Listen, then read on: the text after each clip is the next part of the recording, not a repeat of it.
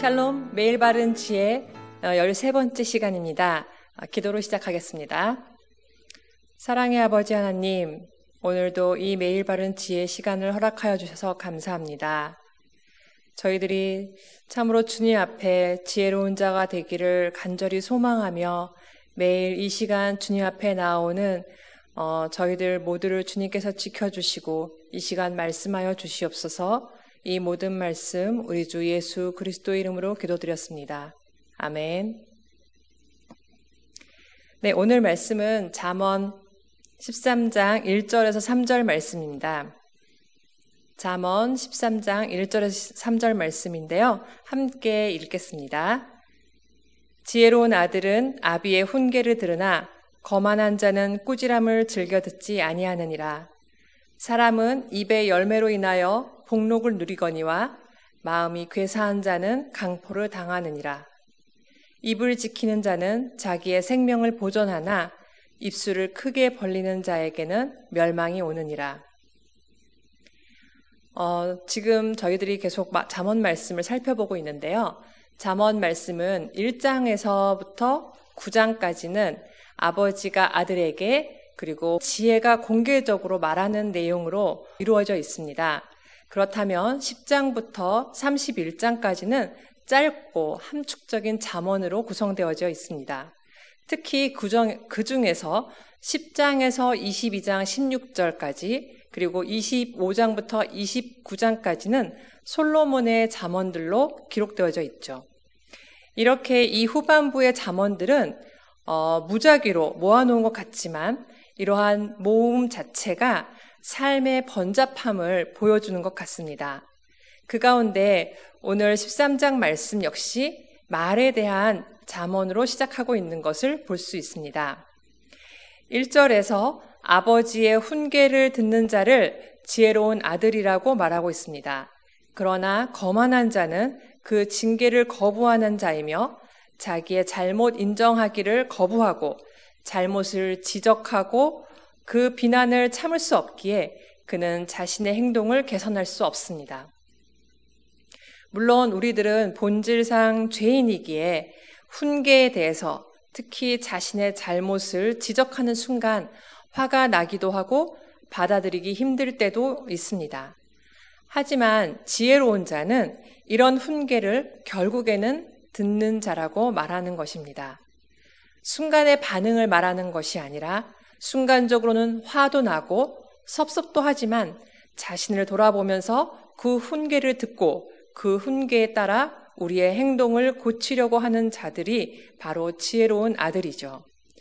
우리의 잘못을 지적하는 말에 대한 우리의 태도를 통해 우리가 지혜로운 자인가 어리석은 자인가가 드러나며 그 끝은 분명히 다르다고 오늘 말씀도 계속해서 말하고 있는 것입니다. 2절에서 말에 대한 부분은 그 결과를 보여주고 있습니다.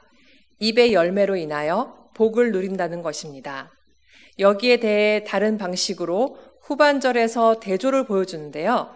그것은 마음이 괴사한 자, 즉 탐욕스럽고 속이는 자는 결국 강포, 즉 폭력을 좋아하기에 그에 합당한 열매를 맺게 된다고 말하는 것이죠.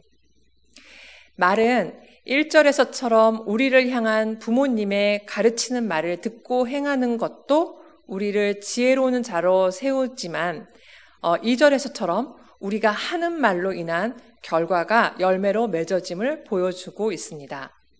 이제 3절의 잠언에서는 말을 절제하는 것과 수다스러움의 결과를 보여주므로 2절의 결과를 분명하게 보여주고 있습니다.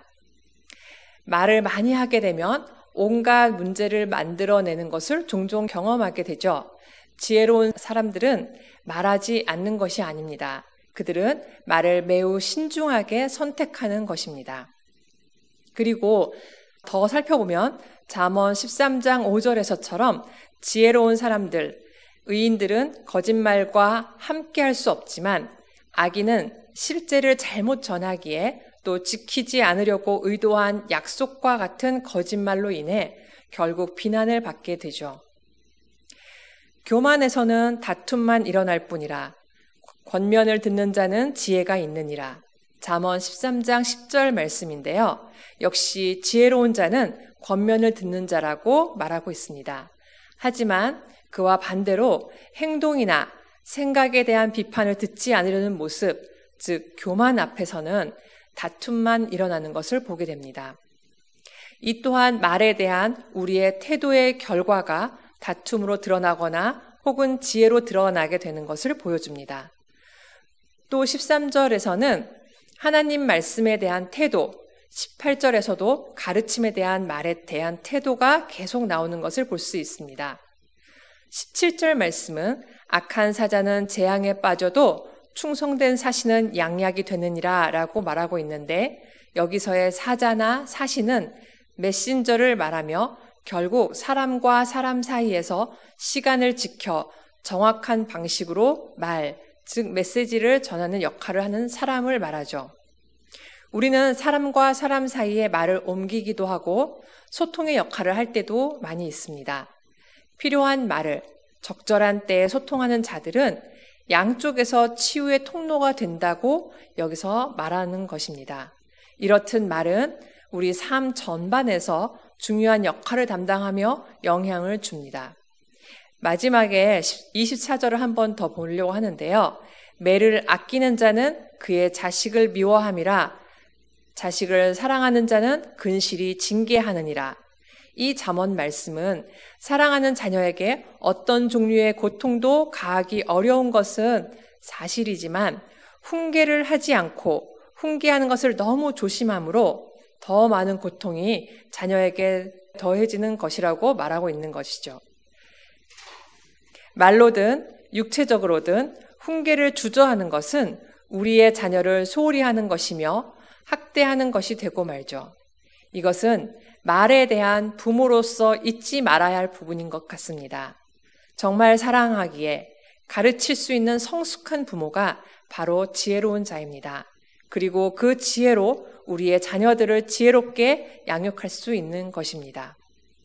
이렇게 오늘 잠언 13장 말씀 중에서 말에 대한 부분만 발췌해서 잠깐 살펴보았는데요.